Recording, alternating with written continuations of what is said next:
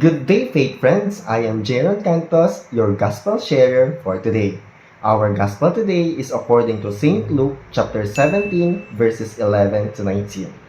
As I reflect on today's gospel about 10 lepers, I'm reminded of how easy it is to focus on what we don't have instead of appreciating what we already do.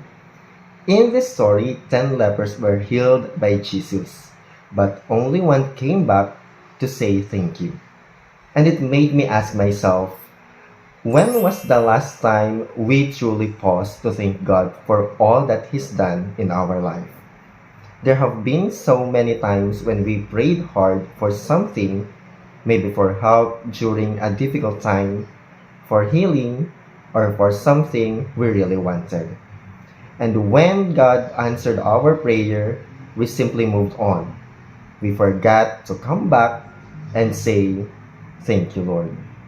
The one leper who returned reminds us that gratitude is more than just saying thanks. It's recognizing who God is in our life. It's realizing that everything we have, everything we are, comes from Him. When we take time to be grateful, we start to see how present God has been, even in moments we didn't notice before.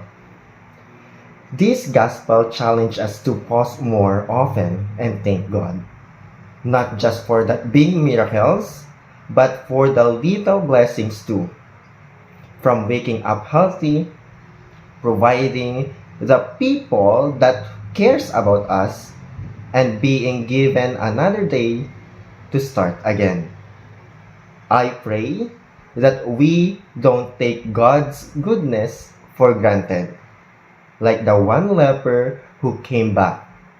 I want us to live each day with grateful heart, because gratitude keeps us close to Jesus, the source of all healing and peace. For more reflections, you may visit www.faithbook.ph or follow our YouTube channel. Thank you, and may you have a blessed day ahead. God first.